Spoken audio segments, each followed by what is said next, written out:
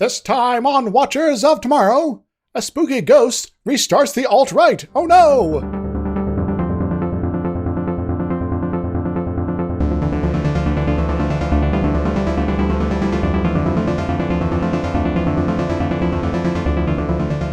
Hello everybody! Welcome to Watchers of Tomorrow, the sci-fi review, critique, and other related things show. My name is Gep, and I am joined as always by my friend and co-host Dr. Izix. Hi! This was a very, very, very strange episode. Yes. It wasn't very good. It was about children again. Children singing and dancing and twirling around and being kind of loud. Yeah, did they just have a girth of child actors at this time? Well, I recall some of them, like at least one of them was like the kid of one of the guest stars, and another one actually showed up in Star Trek before. So yes. Yeah, and one went on to a really interesting career. We'll get to. Yeah. So this is the episode called "And the Children Shall Lead." Where are they leading us? I don't know. And also, you shouldn't start your episode titles with a conjunction.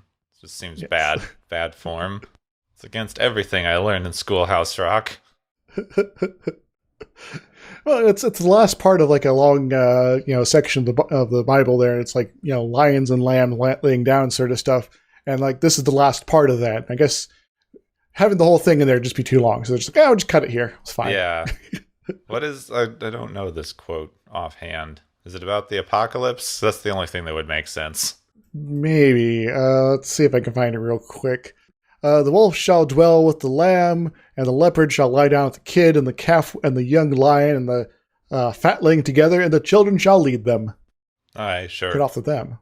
It's in Isaiah. So. Okay, so it's probably not about the apocalypse then. Yes. All that stuff's at the end. I remember that. Yes. From Sunday school. This episode was written by Edward J. Lasco, who wrote Star Trek, Planet of the Apes, Airwolf, and lots of sci-fi and sci-fi related things. Also the Mod Squad. Airwolf's that thing that was like Knight Rider, but with a helicopter, wasn't it? Don't remember. Airwolf? Yeah. We're in a very scattered mood today, so. We're doing this earlier than we usually do, so brains might not be working the same way as usual. Ah, the supersonic military helicopter. I'm pretty sure that's impossible. Well, I'd argue that it is technically possible, but the helicopter might not survive the experience. Because you can technically accelerate any object to supersonic speed. Yeah, but could you still call it a helicopter afterward? Not one in good repair. Unless you make it out of like carbon nanotubes or something like that. But anyway. This episode has a lot of child actors, and a lot of them didn't do much else, so they were hard to find any particular information on. So we're just going to note some of the notable guest stars here. Mm-hmm. The most notable guest star is not, in fact, an actor. Dun, dun, dun. Melvin Belly, who plays Gorgon. The Gorgon was a super high-powered fancy pants Hollywood lawyer. Yes, representing like Jean-Luc Gabor, Muhammad Ali, some other people I don't know. Mae West, there we go. Chuck Berry. I looked it up and I really couldn't find any particular information of why he is in this. Because he was on TV a lot recently during the time period, and people would recognize the face, I guess. I guess. It's a very weird casting decision. I mean, he doesn't have a massive part, so I guess it worked out okay. Well, I guess, back then, this sort of celebrity lawyer thing was like a professional wrestling, is today. And, for sure, there'd never be a professional wrestler who goes on and becomes an actor in Star Trek, right? That would be absurd. Even for that one cameo where he doesn't talk, but somehow launched his acting career anyway. Yep. We're all better for it, and we're happy. Yes. Just weird how these wigs work out. Also, Melvin Belly's son, Caesar Belly, plays Steve. Craig Huxley plays Tommy. He's like the leader kid, I think. He's the oldest of the lot, and he's certainly Craig's there has a bit of a long list of credits for music. Yeah, we talked about him before because he Yes. played Peter. What? He played Peter Peter. Kirk. Why did I do? Oh my god! I misspelled nephew, and I thought it was a person's weird alien name. I'm tired. I was gonna call him Nifu. Mifu. Nifu, come, we must go to the Gorblat place. Oh, he played Kirk's always dead nephew, who apparently doesn't remember because he shows up and is like, oh, look, it's Tommy. It's not my nephew at all. Looks totally different, guys, for reals. He went on to produce music for TV and movies. He invented an instrument, and it was used in Star Trek the Motion Picture, and he made music for Wrath of Khan and Search for Spock. He's also been kind of attached to tons of stuff, including more Star Trek, Back to the Future, Austin Powers, of all things, Mulan, some 10 Cloverfield Lane, apparently. Yeah, so it's just very sort of sound and music-related jobs there. And you should look up a video of this instrument that he made because it's a massive stringed thing that he like basically throws a metal tube at. Nice. It's very weird. The instruments of the future! Next guest star is Pamela Ferdin, who went on to voice Lucy in the Charlie Brown TV specials. Oh, nice. She plays Mary. I'm not going to be using many of these kids' names, so it doesn't really matter, because there's just too many of them. Yes. Yeah, she's also in Chips and Charlotte's Web. Anyway. And Brian Tucci, who has the most fun credits. He plays Ray. He was in every single Revenge of the Nerds movie, which I was not aware of. There were like 5 of these things. Yes. Plentiful. He was also in 2 of the Police Academy sequels, which apparently, I think by that point they were being made for TV. Back in training and Citizens on Patrol. He had a role in a short-lived 1970s sci-fi show called Space Academy. Oh yeah, part of it. And he also voiced Leonardo in the first 3 live-action Ninja Turtles movies. The fun ones. Yeah, the decent ones. He's also an Avatar: The Last Airbender. Alright, that's all the notable guest stars. And there were some returning background people too, but anyway. Yeah, I'm already dazed and confused, so... Don't worry, that's this episode too. We join the Enterprise that is responding to a distress call from a scientific colony on the planet Trichus. Not Triskelion, Tricus. There's a lot of tries. I guess maybe they come in 3s. Kirk, McCoy, and Spock beam down to find the entire colony dead, save for one paranoid man threatening them with his phaser, but he also dies a second later, so... Alright. Well, I guess everybody's dead, Dave. McCoy finds that all the scientists killed themselves, and in the midst of this field of bodies, a group of children run in, playing and laughing and completely unaware of all these dead bodies everywhere. I don't think these kids are all right. Later, the crew buries all the dead scientists, and the children are very, very impatient, including knocking over the Federation flag, which I think is the only time we ever see this thing, and Kirk's very annoyed. It's not a very impressive flag either, unfortunately. No, it's not. It's like made of cardboard or aluminum or something. I did a humorous captain's log note here, my notes here. It says, Captain's log, we buried peeps. Everybody is upset except for these kids these days. McCoy thinks that it could be something called traumatic shock, which is preventing the children from knowing that their parents are dead in such a horrible, horrible way. Couldn't find anything on this. I don't know where they're getting their mental theories from. The future. They send the children up to the ship with McCoy while Spock and Kirk examine the weird reading that they've been getting from a nearby cave. Once inside, Kirk becomes incredibly anxious and runs away, claiming it to be nothing more than a reaction to all the horrible things that have been happening on this planet. Kirk, I feel ya. Is this where we say mood and then win the internet with our mental health? A big mood, yes. Back on the ship, Nurse Chapel is giving the children ice cream from the food dispenser in some sort of really cool-looking onboard arboretum. I believe this was made for a different episode, but they just kind of like reused it here, so. As with everything. Nothing much happens except one kid is disappointed that the ice cream flavors he gets are both white. Okay.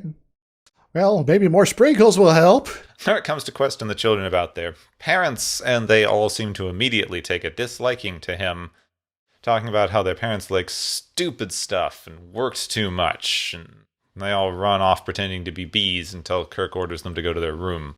So, you're all busy bees. Oh, God.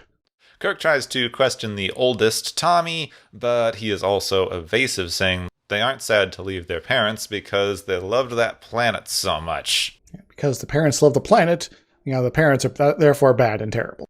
Parents liked to work too much, I think is what we're getting here. Well, sorry, kid. That's the breaks.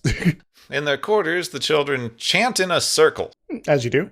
Till a green figure of a large man in a dress appears to tell them that they are doing well to find a ship, and they need to get to Marcus 12, which is a colony where there are millions of people that he can find more friends on, and then they can kill anyone that they don't like. Everyone else will be their enemies, and this is how it shall be, and this is how it shall be done. On the bridge, Kirk and Spock are reviewing logs from the expedition. Lead scientist is talking about how everyone starts feeling uneasy as soon as they get to the planet, and anxiety grows worse and worse, and they're just about to say something that would explain what's going on when Tommy comes into the bridge and shakes his fist at the monitor, and it statics out. He's just fist pumping, or pumping there, Nothing wrong with that. Kids do this all the time randomly, right? It's just a perfectly normal, not at all jerking off motion. Why would you think that? I was reading something about they changed it in the book version of this to make it less awkward. Because you couldn't describe that in written form. Other than yes. Anyway. Kirk and Spock have no idea what happened, but they don't really have time to think it over because Tommy interrupts them and keeps begging them to go to Marcus 12. But Kirk predictably says no, and he and Spock agree to leave Tommy on the bridge for some reason as they go off to do other stuff. I think this might explain something in Next Generation why Picard is so anti-kids on the bridge. Seems like it'd be a better policy. Yes. Maybe they shouldn't just let any random person wander into the bridge. Like, I know you're supposed to just be on the ship and it's going to be difficult for like people who aren't on the crew, but it still seems disruptive. This is a workspace. Get out of our workspace, kid. Come on. Tommy does his fist thing at Sulu, who breaks orbit but still sees the planet on the view screen, until Uhura turns around and sees empty space, but then Tommy affects her too, making her now see the planet. Oh, everything's great. I was just having a vision where we're not in orbit, and now it's back. Kids also take engineering, making one of the men knock out Scotty for trying to correct course instead of controlling Scotty, because Scotty's mind is too powerful, I assume. For now. But I guess after he gets beat up, he'll be more effective later. Now the children are on their way to Marcus 12. Hooray! In Kirk's quarters, he, Spock, and McCoy finish watching the logs that reveals the scientists were forced to ask for a ship by an unknown force that was affecting their minds and influencing them to believe that they had no choice but to destroy themselves. This seems like there's something terrible going on. We should maybe, do something about this.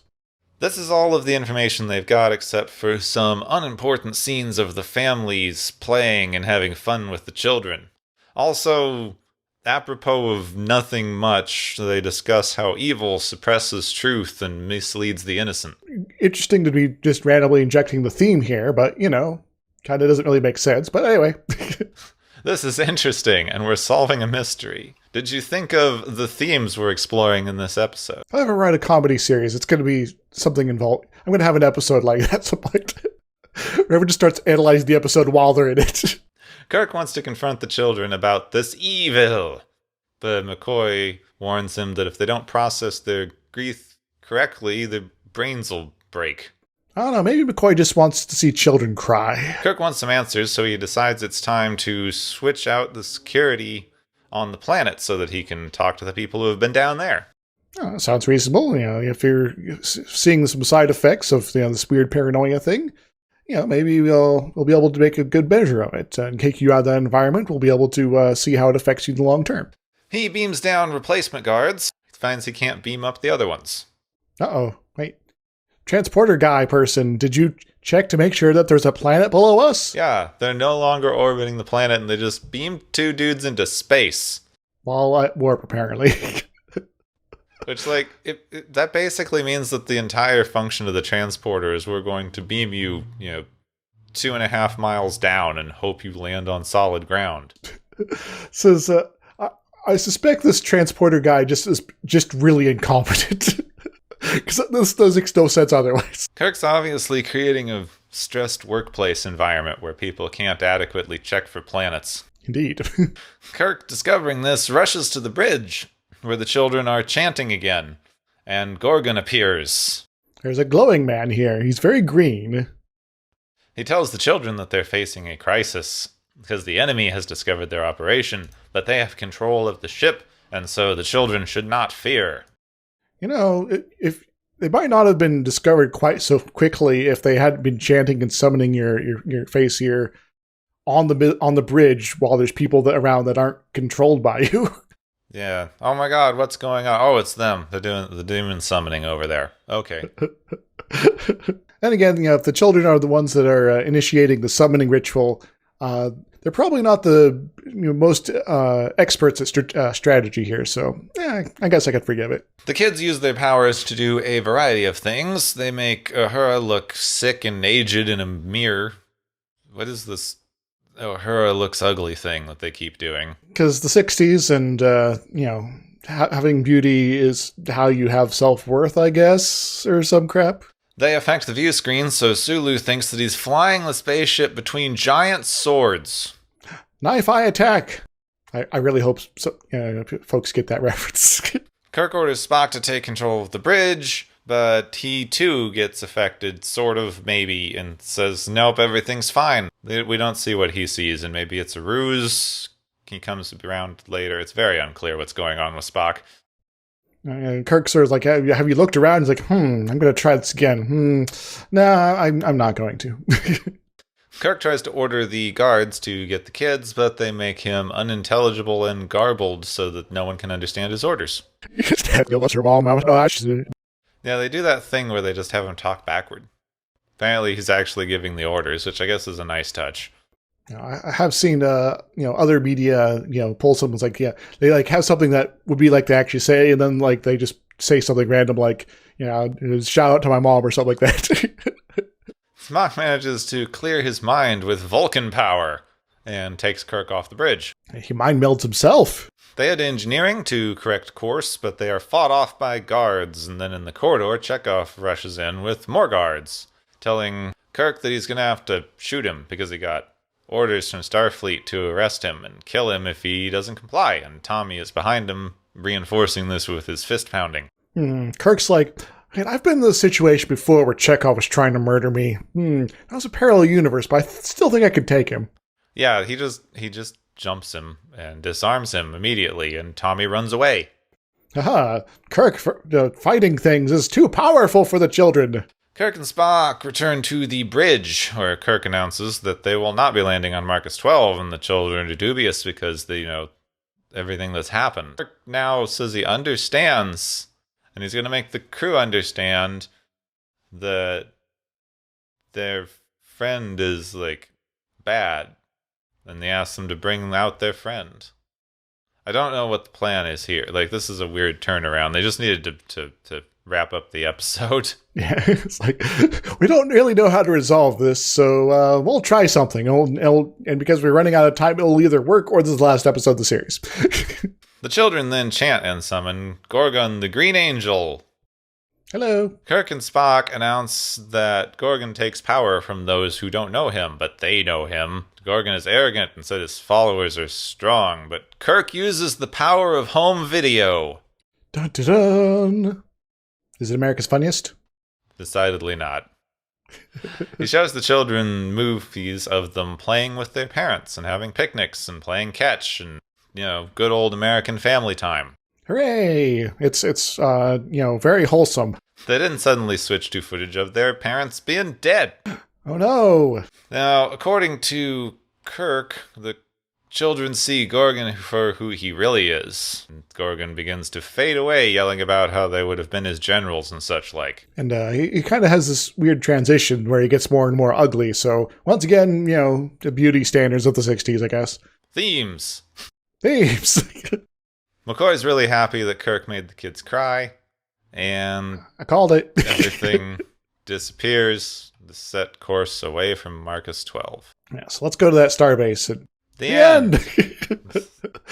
So this was kind of a weird episode, but in some ways I kind of like it, despite how kind of bonkers it is. It's more cohesive. It's kind of a running plot that doesn't kind of meander in a weird way, and what happens in its, despite the kind of weirdness of it, kind of makes sense in its own universe. So it works.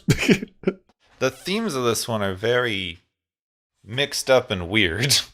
A little bit. It's definitely trying to be like anti-propaganda. I sort of saw the Gorgon in the role of your generic charismatic leader who promises all sorts of high-minded stuff that sounds real good to folks that aren't really super experienced with the world.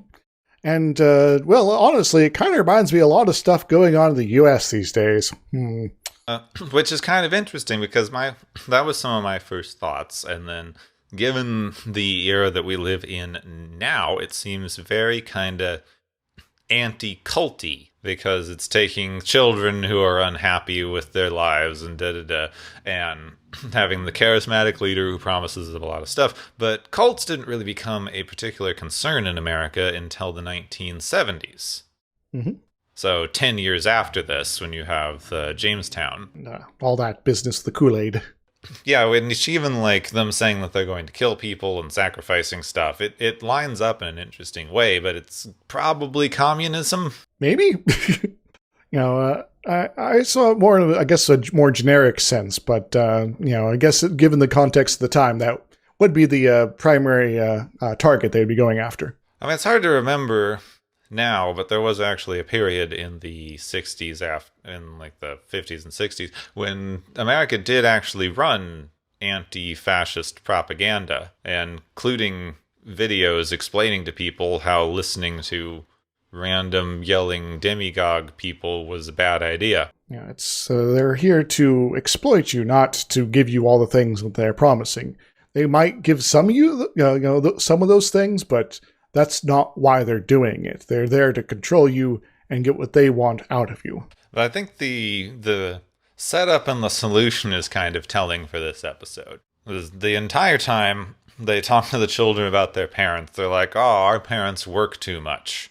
And then later they show them videos of like, actually, children, you were very happy with your parents.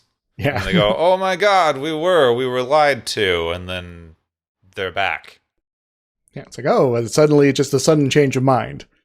Deprogramming of that sort doesn't work like a switch like that. This is a very simplified version of what I guess they're trying to sort of suggest as possible, where you kind of get the curtain pulled back and the things that you were told that were incorrect aren't actually, that all these problems that are basically falsified in order to trick you into following this leader. It does remind me a lot, like you were saying, of the stuff that's happening now, especially in the family dynamic part and in the solutions people are talking about. Because, like, the entire thing that I thought was interesting with their solution is that they just tell the kids they were wrong about their family, knowing nothing else. They just show the kids videos of them playing together and go, "Nope, your family was great and you were happy." Yeah, it's not that easy. There is a... trying to say this in a very, I guess, useful fashion here, but there is a resistance to being just told straight up that you are wrong.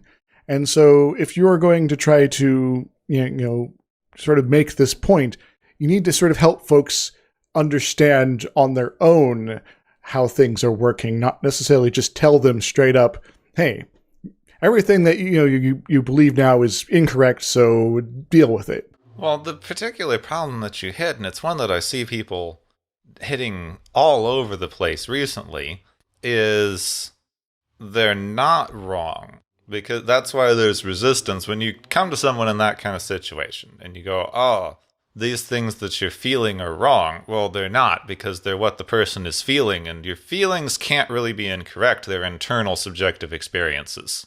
So in something like this, when the children are like, we were super unhappy because our parents dragged us to this random alien planet for no frickin' reason, and then you just go like, no, you were really happy.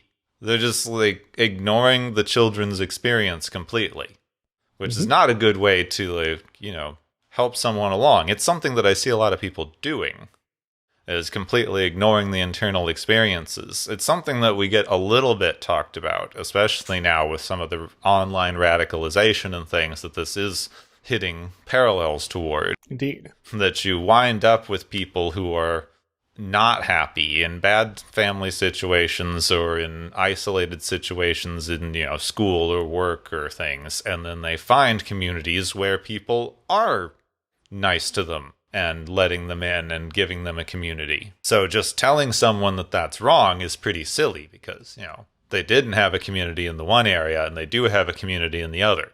I guess the more useful way forward is not just to demand that people change, but to offer them a opportunity to enter a community where they can be, nurtured, taken care of, and not exploited. Yeah, you have to understand why people are feeling certain ways, instead of just assuming that people's feelings are incorrect.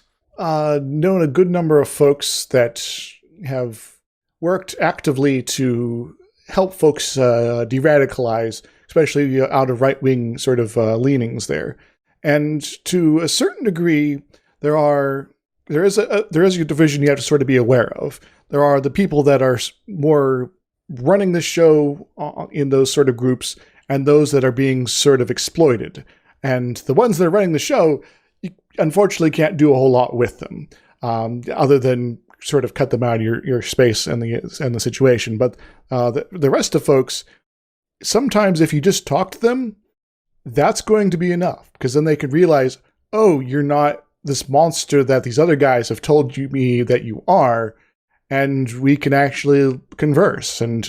But even to get to that bit where you can actually have a conversation is tricky sometimes, and the leadership of those sort of groups is very active in trying to prevent that at all costs, because if they have their followers no longer in their thrall, they're going to, well, kind of like the episode did, the people start kind of drifting away and they don't have power over them anymore.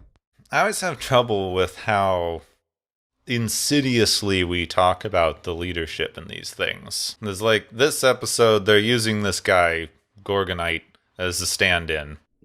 And he's just unambiguous evil whose entire point and purpose is to manipulate the people around him. The people who lead these groups, like, even when they get into like full-on political backed power, like the Nazi party in Germany, like even the leaders there, like, they do horrible, horrible things, and there's no excuse for that. But they're also like not okay. Yes. People don't get into that situation unless pretty much the same thing is happening to them. And we actually see that a lot.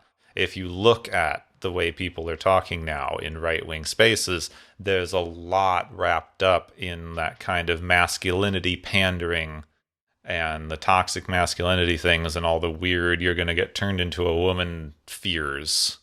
A cultivated paranoia. And it's one that we can see where it came from. Like, I was raised around that. I grew up as a boy in America. So, like, I see where they got these ideas. Only the strong people play football. You want to play football, right? Yeah, it's that kind of thing. You should play football because you're a guy. And the more isolated you get pushed to, the more you kind of double down on that. And you're right, because it's difficult to reach someone who's in one of the leadership positions, largely because if you're going to make a major life change like that, in some ways you have to want to. Yes. You can offer people opportunities and you can try to help, but at the end of the day, the person that you're dealing with has to want to make these changes. And when someone has power and influence like that, they don't see any particular thing wrong. And why give up this, I guess power you could call it, when, why give it up when you could just keep it and then, keep exploiting these people? It's sort of there's other reasons for why they've gotten this position in the first place, but once you're there, this is kind of a thing that will keep them from extracting themselves from it. And so that's one of the reasons I'm arguing, if you're going to sort of tackle this sort of problem, you start lower on the totem pole, and then remove that base of support. Because if people don't have that sort of extra incentive to sort of keep themselves from ever thinking about another way of being, then they're going to be if they lack that, there is actual opportunity. Well, this is a different example, but it reminds me of this thing I was reading a while back. There's it's like a group that's trying to basically take men who are abusive, who are, being abusive in abusive relationships, and see if they can help them to a point where they will no longer do that. And they figure that it's very, very difficult to even get men who are in that situation to admit anything's wrong or come in for the help, because they have a position of, power and influences largely through just being like white men in America. Indeed. So when someone's in a privileged position, they have to feel like they're going to lose something in order for them to see it as a problem. So one of the things that they're actually kind of talking about is other people who they see as their peers have to make it clear that this isn't okay. Indeed. And then you feel like you're going to lose the relationship with your peers and friends because it's going to become something that's, socially unacceptable. People, say that peer pressure is a bad thing, but it can be used for good. It can be used to discourage abusive behavior. You make it clear that, hey, we're all this together, but us over here think this is not cool what you're doing. So could you please cut it out? That's basically the whole community thing. Mm-hmm. We all live close together. We're all very social. And we all kind of keep tabs on each other's behavior. Yeah. And it's kind of great in a way because, maybe I'm not paying enough attention and I do something hurtful. And everybody around me goes, hey, that wasn't cool. And I go, oh, great. I didn't notice. I'll change that for next time. It's one of the things I guess I sometimes actively sort of encourage, like, hey, everyone's been acting weird lately. Did I do something wrong here? Because I'd really, really like to know if I did. But not everyone is sort of weird like me. So, I guess I generally encourage folks that if you're somebody in your peer group is causing problems, is being hurtful and being harmful, to speak up, and because if we're not pulling for each other, then this sort of stuff will continue, and that's not good. The thing that makes it interesting in these episodes, when they talk about it in Star Trek, this era of Star Trek is so establishment-y. Mm-hmm. The way that they frame this is so, transparently... I think they're trying to be sort of anti-communist, but it has a lot of the, anti-early hippie leanings. It's basically this younger generation, which, as we've talked about before, the 50s and 60s, one of the first times in American history where there were so many children coming of age at once that they had an unprecedented amount of financial and political power. And it scared the pants off of the older generation. So we have to be watching out for these kids, not coming up right and being weird and, getting into the drugs and the sex and the violence.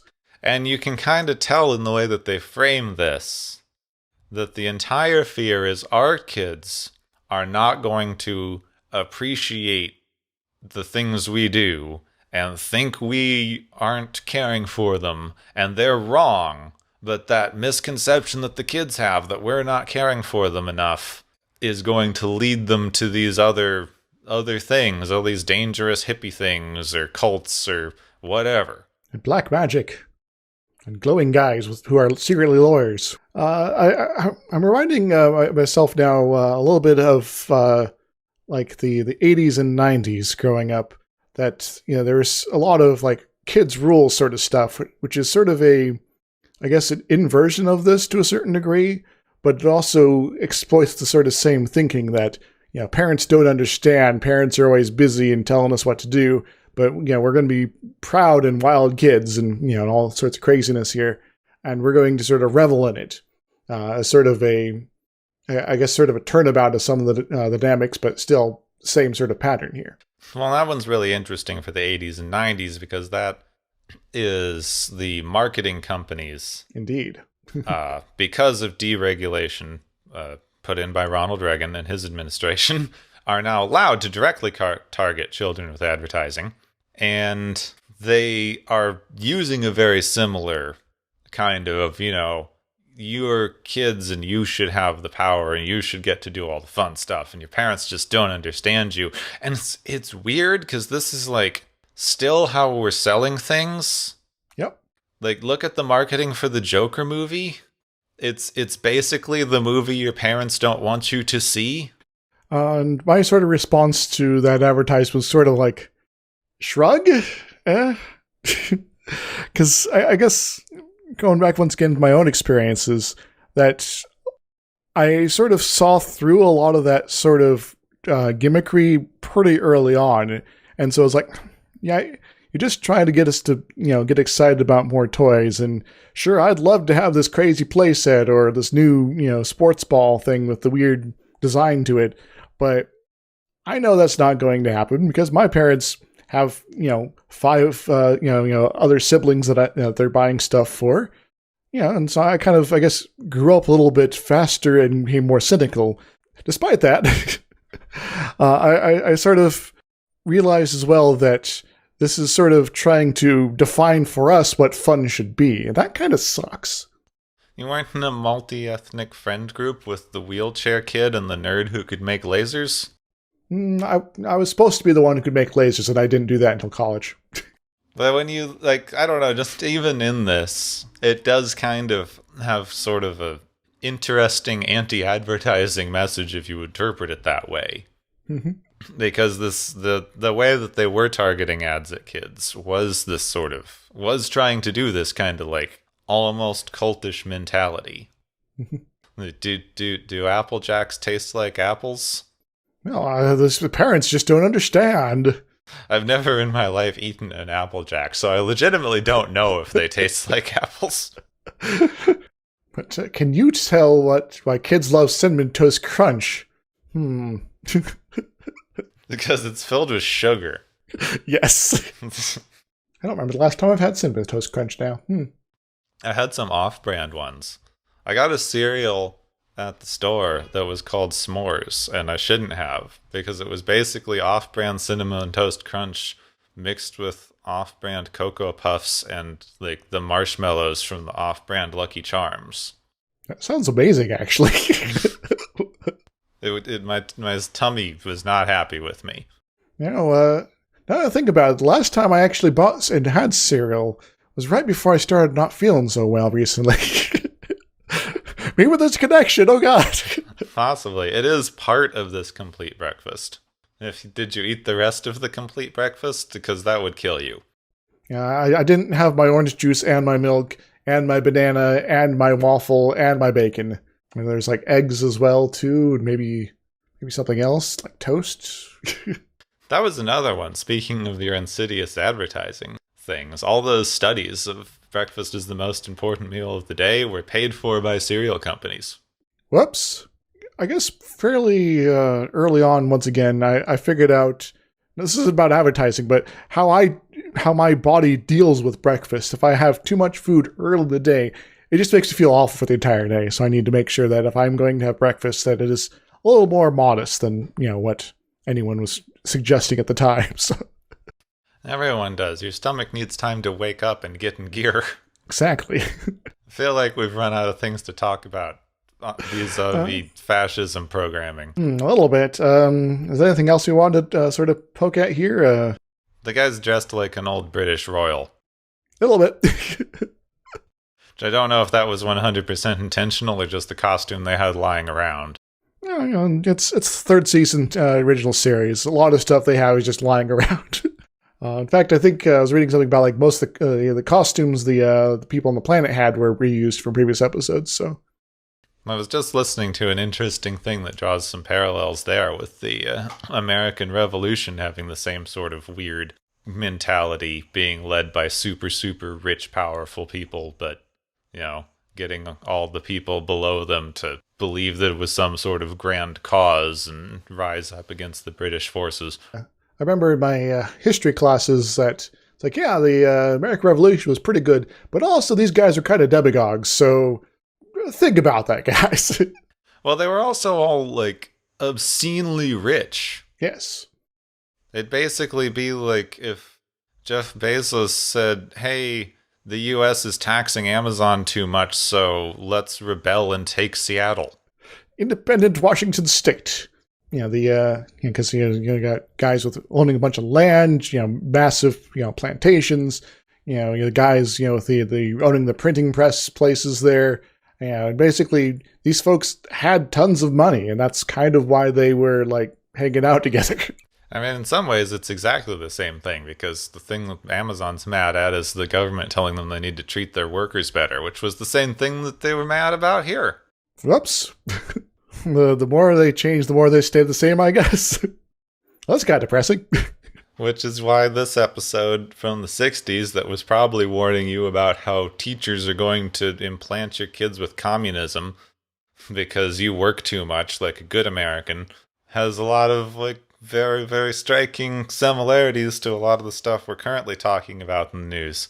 There's a dynamic here that I guess is really important to be aware of and to, I guess, be sort of conscious of how these things work so you can avoid falling into these traps, as well as to, I guess, not fall into the pitfalls that they're trying to suggest, I guess, are there, but kind of doing it badly. I mean, I remember the propaganda video that people were sharing around on the not listening to fascists has a guy, it's two guys in 50s suits and hats standing around in the square. And some dude is yelling about how everything wrong with this country is immigrants. And the one guy's going, yeah, those dang immigrants. And the other guy goes, wait a minute, listen to what this guy's actually saying. And then the guy goes, and Catholics. And then the original guy goes, wait a minute, I'm Catholic. So sort of, I guess, a similar thing. I remember a news report from the, once again, my youth. It was the mid-90s. There was a big hoopla that there was going to be a skinhead convention in one of the cities near where I was living.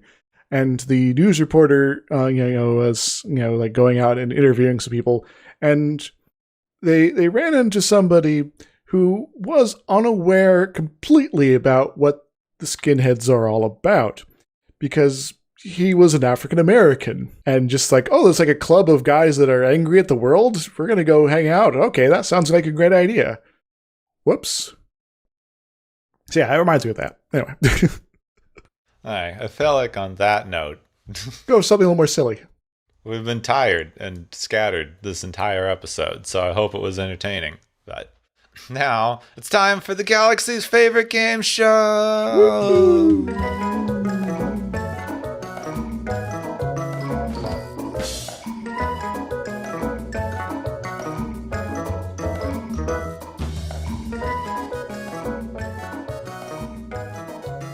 Hey everybody, welcome back to the game show portion of the show. We've been tallying up the points, and we only have 3 winners this week, but I think they'll be alright.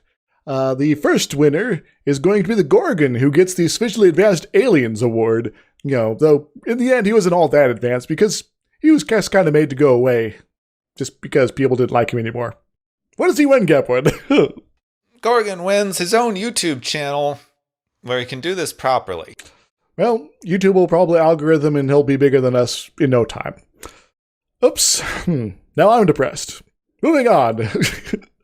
Antifa OG Award, which goes to Kirk and Spock for successfully deprogramming the kids, I guess, because, they were enthralled to a space fascist. So what do they win, Gepwin? Kirk and Spock win a bunch of TV interviews and articles and think pieces of, were they really the bad ones and shouldn't they have listened to Gorgon's point of view? After all, aren't they just as bad? Because they're also controlling the kids. This is going to be a really awkward conversation. This is getting even more depressing. Let's go for one more, Gepwin. The Fooled You Award, which goes to kids for using illusions to control the crew. Where do they win? The kids all win one of those weird mid-90s spy kits that was all like green-tinted flashlights that they called night vision. So I feel like that would have solved a lot of problems here. At least keep them entertained, long enough for the people on the planet to complete their survey where the heck they were doing there. Probably a good idea. Let's transport it back in time and we'll get these kids hooked up and we'll avoid this entire plot in the first place. Yeah, now that we've caused a fun space-time paradox, thanks all of our guests and everyone for joining us on this, the galaxy's favorite game show! Woo, yay!